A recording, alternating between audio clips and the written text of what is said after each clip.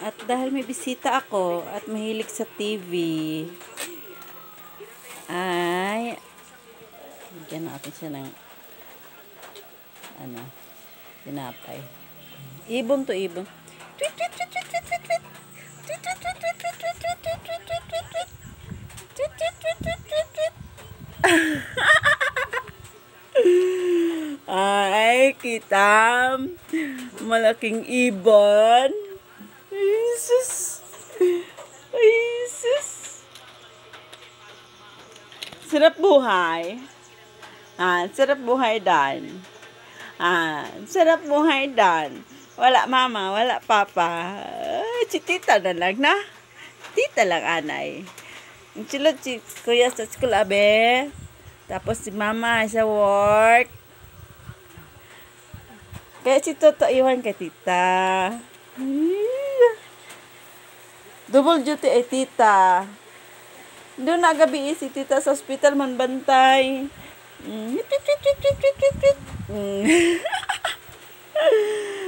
Ay, Diyos ka. Ano lang siya. May laruan. Hindi na ang laruan niya.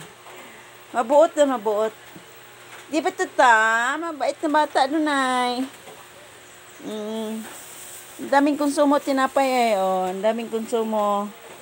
Tinapay. Ay. Ano?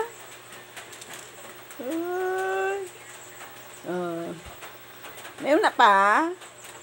May sugat pa dan? Ay!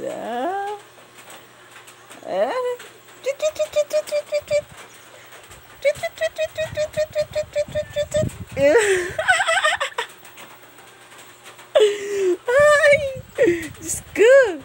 Diyos ko! Ang aking alagang ibon. Ibon?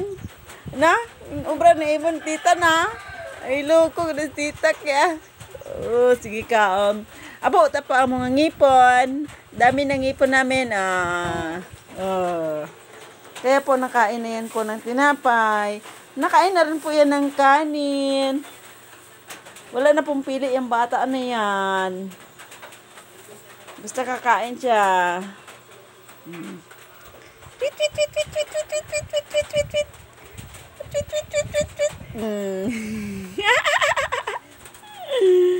Diyos niyo. Favorite niya po, mga commercial. Pag hindi commercial, hindi siya manonood. Pero pag commercial, alalahanin nyo. Yung mata, hindi malingot-lingot sa iba, kundi sa TV lang. Basta commercial lang gusto niya. Yan ang trip ng batang iyan.